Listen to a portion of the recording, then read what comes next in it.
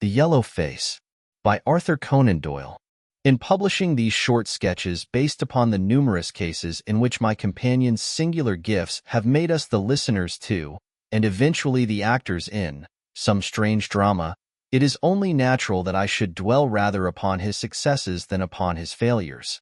And this not so much for the sake of his reputation, for, indeed, it was when he was at his wits' end that his energy and his versatility were most admirable, but because where he failed it happened too often that no one else succeeded, and that the tale was left forever without a conclusion. Now and again, however, it chanced that even when he erred, the truth was still discovered. I have noted of some half-dozen cases of the kind, of which the affair of the second stain, and that which I am now about to recount, are the two which present the strongest features of interest. Sherlock Holmes was a man who seldom took exercise for exercise's sake. Few men were capable of greater muscular effort, and he was undoubtedly one of the finest boxers of his weight that I have ever seen. But he looked upon aimless bodily exertion as a waste of energy, and he seldom bestirred himself save when there was some professional object to be served. Then he was absolutely untiring and indefatigable. That he should have kept himself in training under such circumstances is remarkable, but his diet was usually of the sparest, and his habits were simple to the verge of austerity.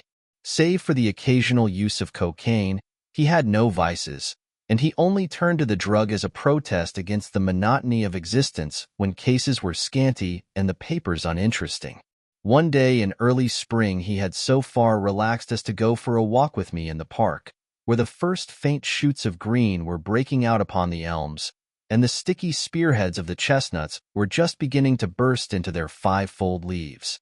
For 2 hours we rambled about together, in silence for the most part, as befits two men who know each other intimately. It was nearly 5 before we were back in Baker Street once more. "Beg pardon, sir," said our page boy, as he opened the door. "There's been a gentleman here asking for you, sir." Holmes glanced reproachfully at me. "So much for afternoon walks," said he. "Has this gentleman gone, then?" "Yes, sir." "Didn't you ask him in?" "Yes, sir. He came in." "How long did he wait?" "Half an hour, sir.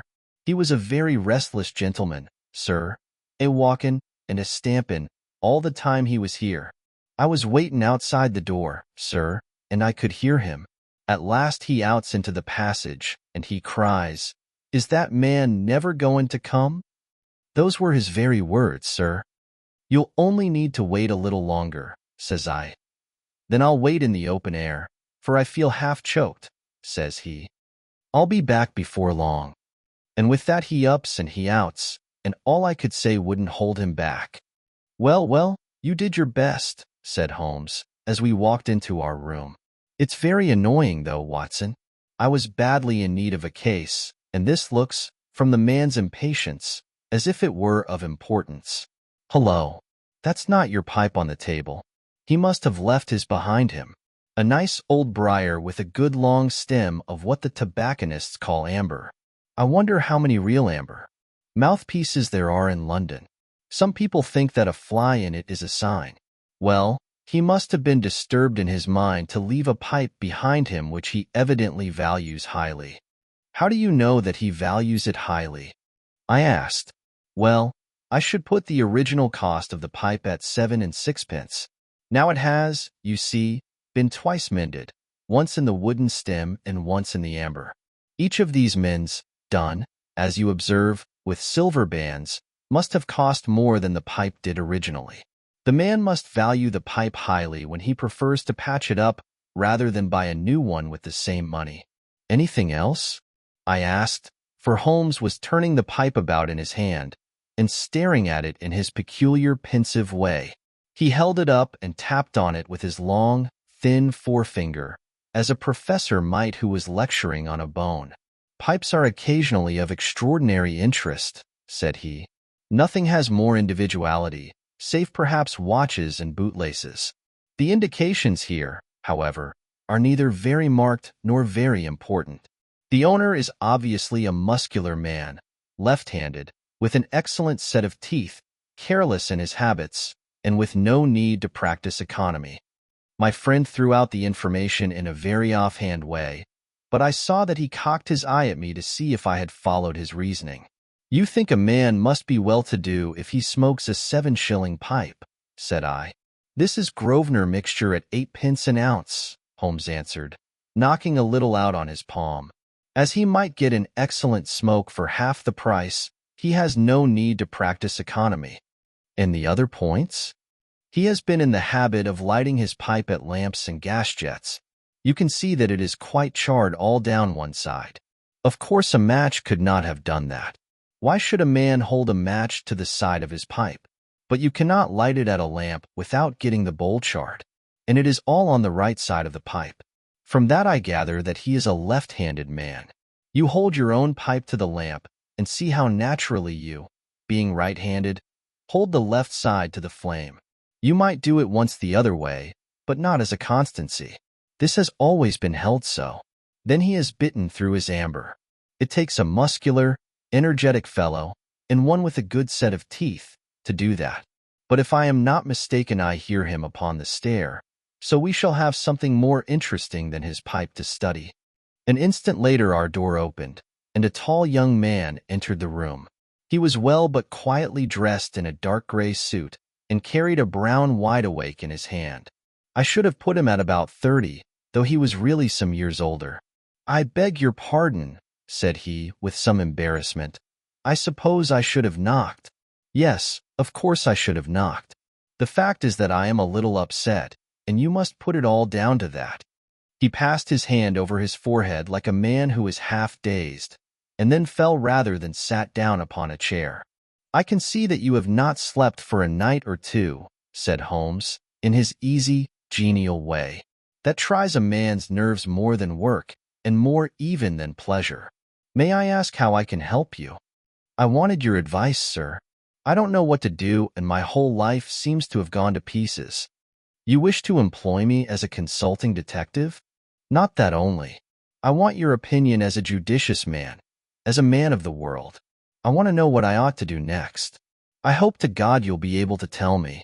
He spoke in little, sharp, jerky outbursts, and it seemed to me that to speak at all was very painful to him, and that his will all through was overriding his inclinations. "It's a very delicate thing," said he. "One does not like to speak of one's domestic affairs to strangers. It seems dreadful to discuss the conduct of one's wife with 2 men whom I have never seen before. It's horrible to have to do it. But I've got to the end of my tether, and I must have advice." "My dear Mr. Grant Munro," began Holmes. Our visitor sprang from his chair. "What?" he cried. "You know my name?" "If you wish to preserve your incognito," said Holmes, smiling, "I would suggest that you cease to write your name upon the lining of your hat, or else that you turn the crown towards the person whom you are addressing. I was about to say that my friend and I have listened to a good many strange secrets in this room, and that we have had the good fortune to bring peace to many troubled souls. I trust that we may do as much for you. Might I beg you, as time may prove to be of importance, to furnish me with the facts of your case without further delay?" Our visitor again passed his hand over his forehead, as if he found it bitterly hard. From every gesture and expression I could see that he was a reserved, self-contained man, with a dash of pride in his nature, more likely to hide his wounds than to expose them. Then suddenly, with a fierce gesture of his closed hand, like one who throws reserve to the winds, he began. "The facts are these, Mr. Holmes," said he. "I am a married man, and have been so for 3 years. During that time my wife and I have loved each other as fondly and lived as happily as any two that ever were joined. We have not had a difference, not one, in thought or word or deed. And now, since last Monday, there has suddenly sprung up a barrier between us, and I find that there is something in her life and in her thought of which I know as little as if she were the woman who brushes by me in the street. We are estranged, and I want to know why. Now there is one thing that I want to impress upon you before I go any further, Mr. Holmes. Effie loves me. Don't let there be any mistake about that. She loves me with her whole heart and soul, and never more than now. I know it. I feel it. I don't want to argue about that. A man can tell easily enough when a woman loves him. But there's this secret between us, and we can never be the same until it is cleared. Kindly let me have the facts, Mr. Munro, said Holmes with some impatience. I'll tell you what I know about Effie's history. She was a widow when I met her first, though quite young, only 25. Her name then was Mrs. Hebron. She went out to America when she was young and lived in the town of Atlanta, where she married this Hebron, who was a lawyer with a good practice. They had one child, but the yellow fever broke out badly in the place, and both husband and child died of it. I have seen his death certificate. This sickened her of America, and she came back to live with a maiden aunt at Pinner, in Middlesex. I may mention that her husband had left her comfortably off, and that she had a capital of about £4,500, which had been so well invested by him that it returned an average of 7%. She had only been 6 months at Pinner when I met her. We fell in love with each other, and we married a few weeks afterwards. I am a hop merchant myself, and as I have an income of 700 or 800, we found ourselves comfortably off and took a nice £80-a-year villa at Norbury. Our little place was very countrified, considering that it is so close to town. We had an inn and 2 houses a little above us, and a single cottage at the other side of the field which faces us, and except those there were no houses until you got halfway to the station. My business took me into town at certain seasons, but in summer I had less to do, and then in our country home my wife and I were just as happy as could be wished. I tell you that there never was a shadow between us until this accursed affair began. There's one thing I ought to tell you before I go further. When we married, my wife made over all her property to me, rather against my will, for I saw how awkward it would be if my business affairs went wrong. However, she would have it so, and it was done. Well, about 6 weeks ago she came to me. "Jack," said she, "when you took my money you said that if ever I wanted any I was to ask you for it." "Certainly," said I. "It's all your own." "Well," said she, "I want £100. I was a bit staggered at this, for I had imagined it was simply a new dress or something of the kind that she was after. "What on earth for?" I asked. "Oh," said she, in her playful way, "you said that you were only my banker, and bankers never ask questions, you know." "If you really mean it, of course you shall have the money," said I. "Oh, yes, I really mean it." "And you won't tell me what you want it for?" "Some day, perhaps, but not just at present, Jack." So I had to be content with that, though it was the first time that there had ever been any secret between us. I gave her a check, and I never thought any more of the matter. It may have nothing to do with what came afterwards, but I thought it only right to mention it. Well, I told you just now that there is a cottage not far from our house. There is just a field between us, but to reach it you have to go along the road and then turn down a lane. Just beyond it is a nice little grove of Scotch firs, and I used to be very fond of strolling down there, for trees are always a neighborly kind of things. The cottage had been standing empty this 8 months, and it was a pity, for it was a pretty 2-storied place, with an old-fashioned porch and honeysuckle about it. I have stood many a time and thought what a neat little homestead it would make. Well, last Monday evening I was taking a stroll down that way, when I met an empty van coming up the lane, and saw a pile of carpets and things lying about on the grass plot beside the porch. It was clear that the cottage had at last been let. I walked past it, and wondered what sort of folk they were who had come to live so near us. And as I looked I suddenly became aware that a face was watching me out of one of the upper windows. I don't know what there was about that face, Mr. Holmes, but it seemed to send a chill right down my back. I was some little way off, so that I could not make out the features, but there was something unnatural and inhuman about the face. That was the impression that I had, and I moved quickly forwards to get a nearer view of the person who was watching me. But as I did so the face suddenly disappeared, so suddenly that it seemed to have been plucked away into the darkness of the room. I stood for 5 minutes thinking the business over and trying to analyze my impressions. I could not tell if the face were that of a man or a woman. It had been too far from me for that. But its color was what had impressed me most. It was of a livid, chalky white, and with something set and rigid about it which was shockingly unnatural. So disturbed was I that I determined to see a little more of the new inmates of the cottage. I approached and knocked at the door, which was instantly opened by a tall, gaunt woman with a harsh, forbidding face. "What may you be wantin'?" she asked, in a northern accent. "I am your neighbor over yonder," said I, nodding towards my house. "I see that you have only just moved in, so I thought that if I could be of any help to you in any—" "We'll just ask ye when we want ye," said she, and shut the door in my face. Annoyed at the churlish rebuff, I turned my back and walked home. All evening, though I tried to think of other things, my mind would still turn to the apparition at the window and the rudeness of the woman. I determined to say nothing about the former to my wife, for she is a nervous, highly strung woman, and I had no wish that she would share the unpleasant impression which had been produced upon myself. I remarked to her, however, before I fell asleep, that the cottage was now occupied, to which she returned no reply. I am usually an extremely sound sleeper. It has been a standing jest in the family that nothing could ever wake me during the night. And yet somehow on that particular night, whether it may have been the slight excitement produced by my little adventure or not I know not, but I slept much more lightly than usual. Half in my dreams I was dimly conscious that something was going on in the room, and gradually became aware that my wife had dressed herself and was slipping on her mantle and her bonnet.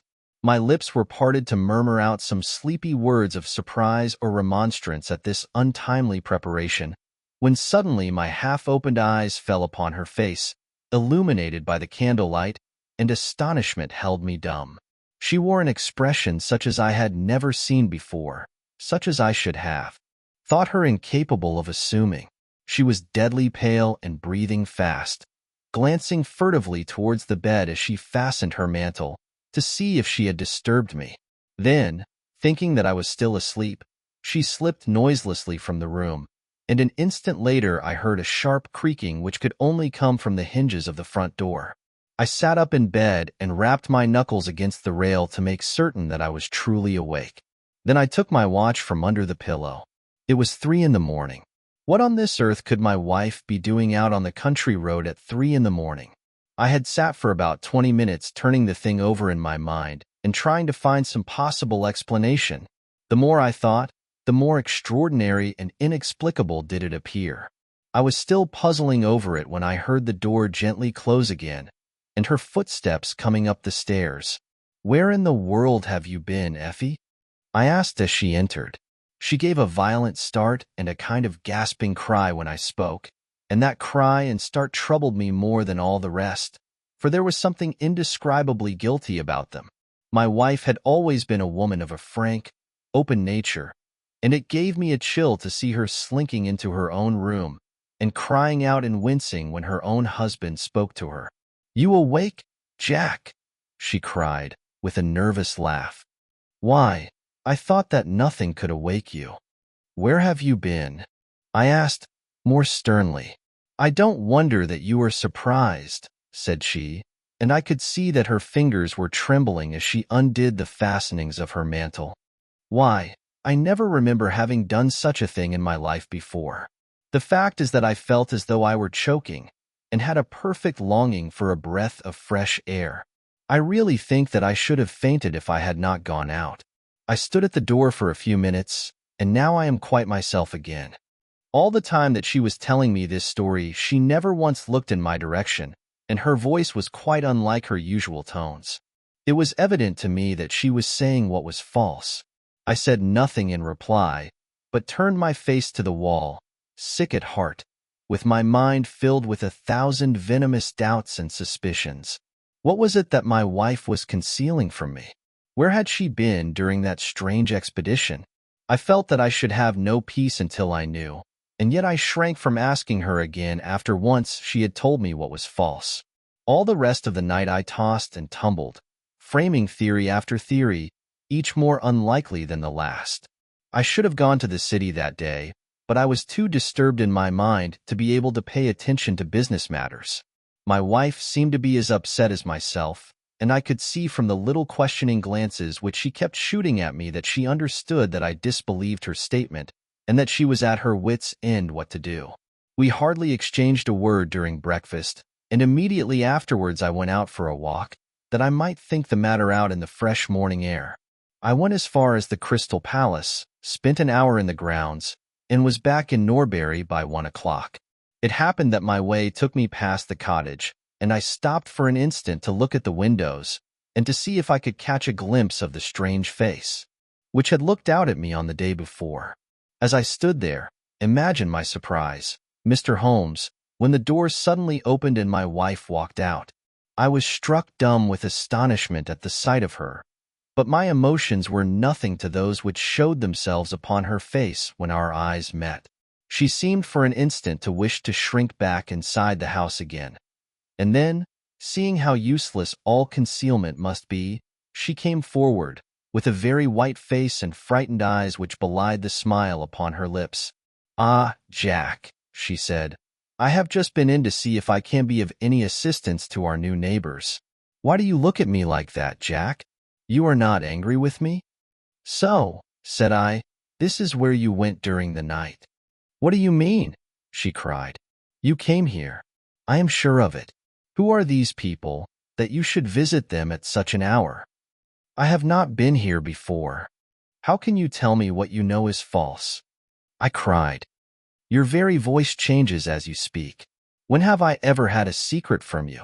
I shall enter that cottage, and I shall probe the matter to the bottom." "No, no, Jack, for God's sake," she gasped, in uncontrollable emotion. Then, as I approached the door, she seized my sleeve and pulled me back with convulsive strength. "I implore you not to do this, Jack," she cried. "I swear that I will tell you everything some day, but nothing but misery can come of it if you enter that cottage." Then, as I tried to shake her off, she clung to me in a frenzy of entreaty. "Trust me, Jack," she cried. "Trust me only this once. You will never have cause to regret it. You know that I would not have a secret from you if it were not for your own sake. Our whole lives are at stake in this. If you come home with me, all will be well. If you force your way into that cottage, all is over between us." There was such earnestness, such despair, in her manner that her words arrested me, and I stood irresolute before the door. "I will trust you on one condition, and on one condition only," said I at last. "It is that this mystery comes to an end from now. You are at liberty to preserve your secret, but you must promise me that there shall be no more nightly visits, no more doings which are kept from my knowledge. I am willing to forget those which are past if you will promise that there shall be no more in the future." "I was sure that you would trust me," she cried, with a great sigh of relief. "It shall be just as you wish. Come away. Oh, come away up to the house." Still pulling at my sleeve, she led me away from the cottage. As we went, I glanced back, and there was that yellow, livid face watching us out of the upper window. What link could there be between that creature and my wife? Or how could the coarse, rough woman whom I had seen the day before be connected with her? It was a strange puzzle, and yet I knew that my mind could never know ease again until I had solved it.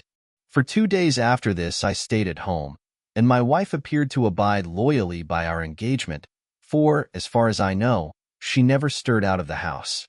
On the 3rd day, however, I had ample evidence that her solemn promise was not enough to hold her back from this secret influence which drew her away from her husband and her duty. I had gone into town on that day, but I returned by the 2.40 instead of the 3.36, which is my usual train.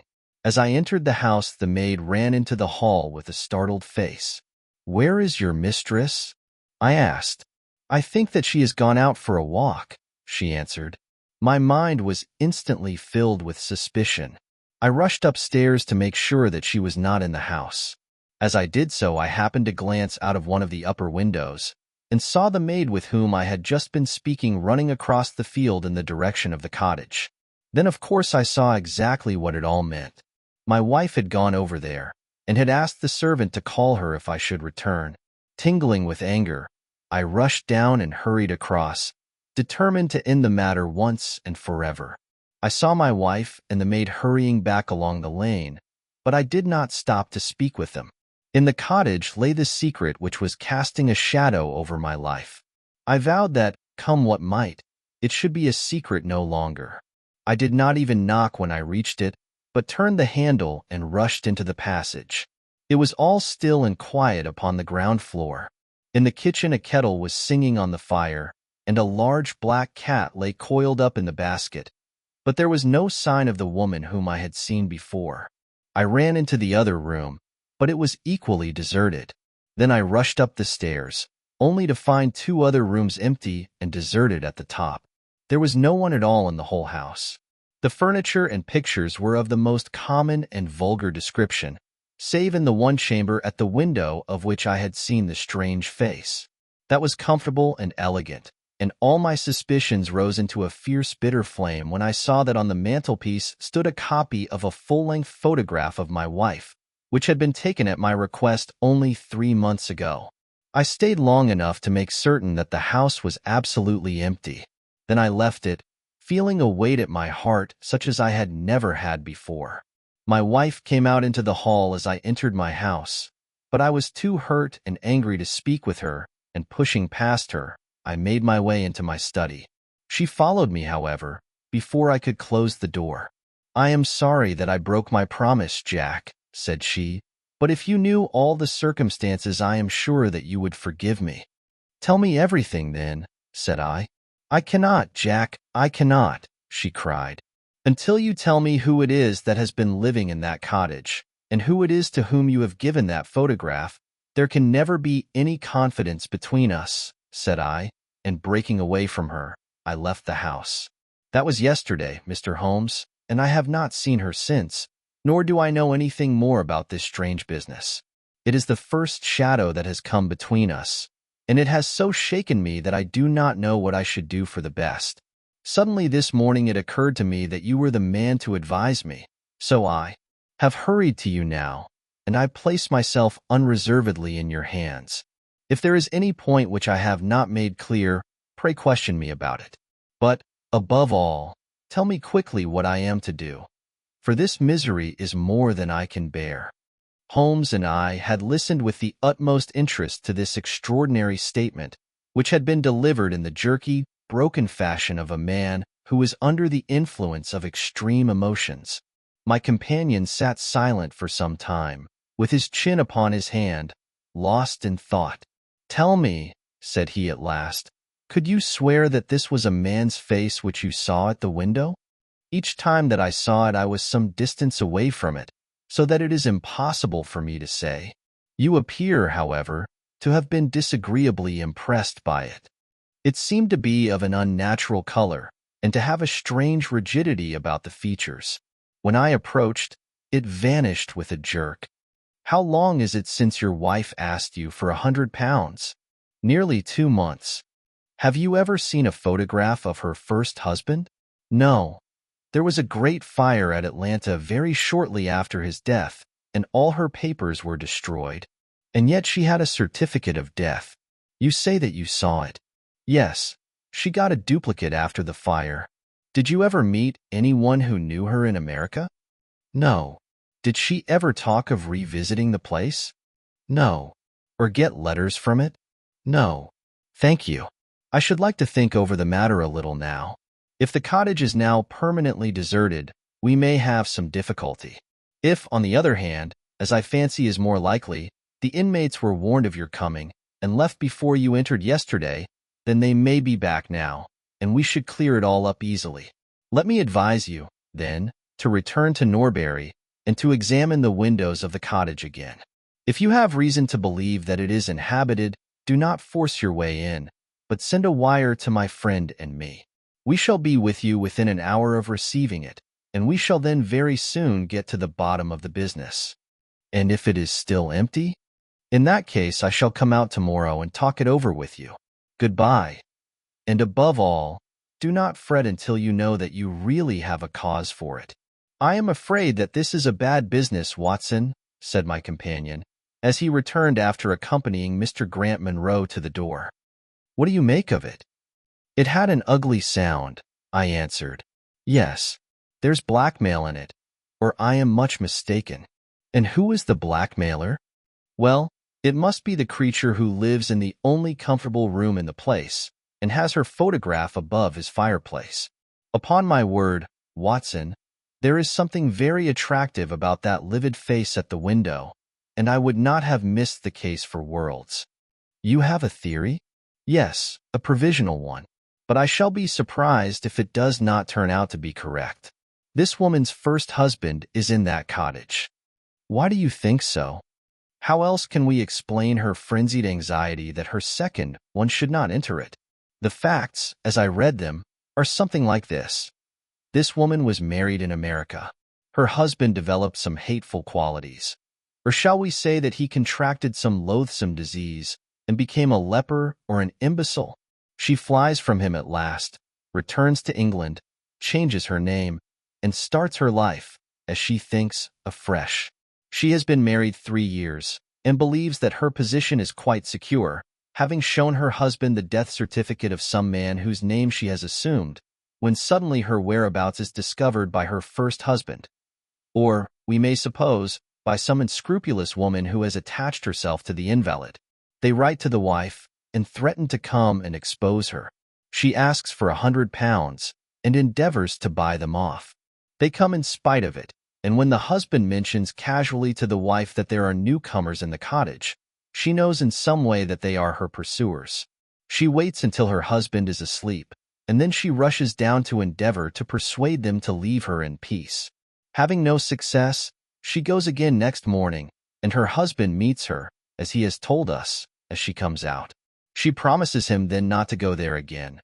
But 2 days afterwards the hope of getting rid of those dreadful neighbors was too strong for her, and she made another attempt, taking down with her the photograph which had probably been demanded from her. In the midst of this interview the maid rushed in to say that the master had come home, on which the wife, knowing that he would come straight down to the cottage, hurried the inmates out at the back door, into the grove of fir trees, probably, which was mentioned as standing near. In this way he found the place deserted. I shall be very much surprised, however, if it is still so when he reconnoiters it this evening. What do you think of my theory? It is all surmise, but at least it covers all the facts. When new facts come to our knowledge which cannot be covered by it, it will be time enough to reconsider it. We can do nothing more until we have a message from our friend at Norbury. But we had not a very long time to wait for that. It came just as we had finished our tea. The cottage is still tenanted, it said. Have seen the face again at the window. We'll meet the 7 o'clock train, and will take no steps until you arrive. He was waiting on the platform when we stepped out, and we could see in the light of the station lamps that he was very pale and quivering with agitation. They are still there, Mr. Holmes, said he, laying his hand hard upon my friend's sleeve. I saw lights in the cottage as I came down. We shall settle it now once and for all. What is your plan, then?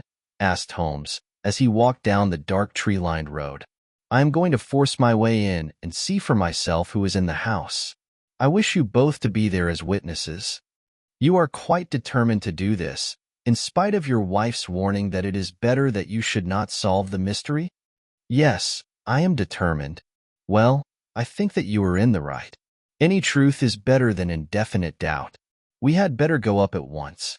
Of course, legally, we are putting ourselves hopelessly in the wrong, but I think that it is worth it. It was a very dark night, and a thin rain began to fall as we turned from the high road into a narrow lane, deeply rutted, with hedges on either side. Mr. Grant Munro pushed impatiently forward, however, and we stumbled after him as best we could. There are the lights of my house, he murmured, pointing to a glimmer among the trees. And here is the cottage which I am going to enter. We turned a corner in the lane as he spoke, and there was the building close beside us. A yellow bar falling across the black foreground showed that the door was not quite closed, and one window in the upper story was brightly illuminated. As we looked, we saw a dark blur moving across the blind. There is that creature, cried Grant Munro. You can see for yourselves that someone is there. Now follow me, and we shall soon know all. We approached the door, but suddenly a woman appeared out of the shadow and stood in the golden track of the lamplight. I could not see her face in the darkness, but her arms were thrown out in an attitude of entreaty.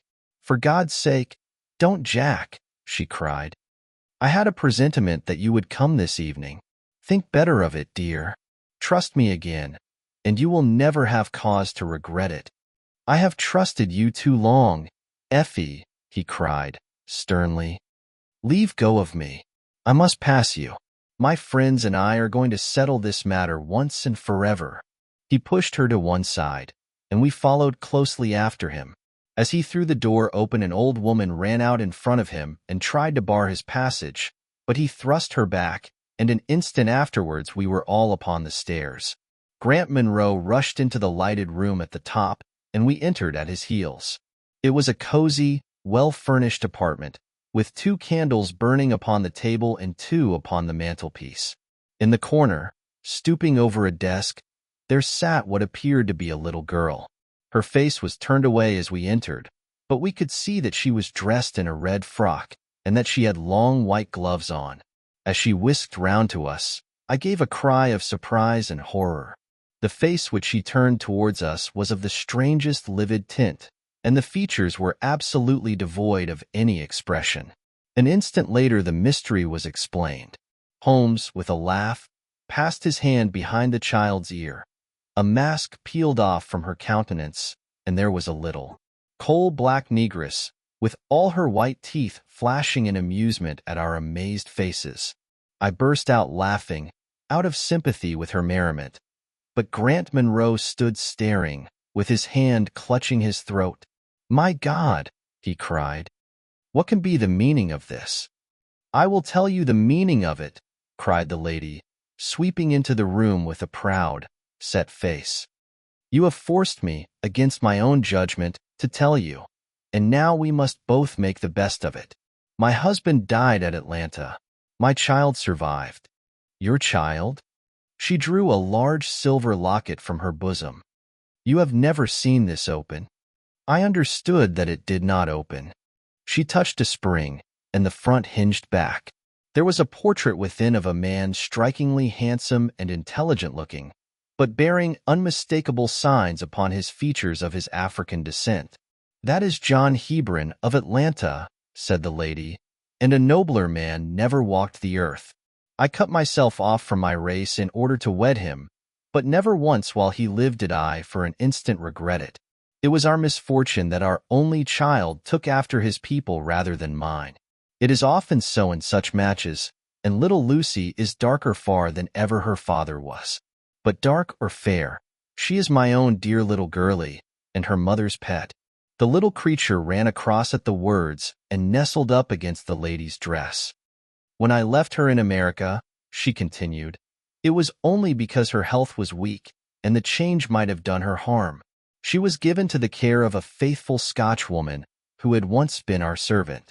Never for an instant did I dream of disowning her as my child. But when chance threw you in my way, Jack, and I learned to love you, I feared to tell you about my child. God forgive me, I feared that I should lose you, and I had not the courage to tell you. I had to choose between you, and in my weakness I turned away from my own little girl. For 3 years I have kept her existence a secret from you, but I heard from the nurse, and I knew that all was well with her. At last, however, there came an overwhelming desire to see the child once more. I struggled against it, but in vain. Though I knew the danger, I determined to have the child over, if it were but for a few weeks. I sent £100 to the nurse, and I gave her instructions about this cottage, so that she might come as a neighbor, without my appearing to be in any way connected with her. I pushed my precautions so far as to order her to keep the child in the house during the daytime, and to cover up her little face and hands so that even those who might see her at the window should not gossip about there being a black child in the neighborhood. If I had been less cautious, I might have been more wise, but I was half crazy with fear that you should learn the truth. It was you who told me first that the cottage was occupied. I should have waited for the morning, but I could not sleep for excitement, and so at last I slipped out, knowing how difficult it is to awake you. But you saw me go, and that was the beginning of my troubles. Next day you had my secret at your mercy, but you nobly refrained from pursuing your advantage. 3 days later, however. The nurse and child only just escaped from the back door as you rushed in at the front one. And now tonight you at last know all, and I ask you what is to become of us, my child and me?" She clasped her hands and waited for an answer.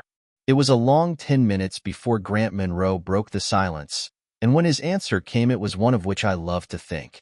He lifted the little child, kissed her, and then, still carrying her, he held his other hand out to his wife and turned towards the door. "We can talk it over more comfortably at home," said he. "I am not a very good man, Effie, but I think that I am a better one than you have given me credit for being." Holmes and I followed them down the lane, and my friend plucked at my sleeve as we came out. "I think," said he, "that we shall be of more use in London than in Norbury." Not another word did he say of the case until late that night, when he was turning away, with his lighted candle, for his bedroom. "Watson," said he, "if it should ever strike you that I am getting a little overconfident in my powers, or giving less pains to a case than it deserves, kindly whisper Norbury in my ear, and I shall be infinitely obliged."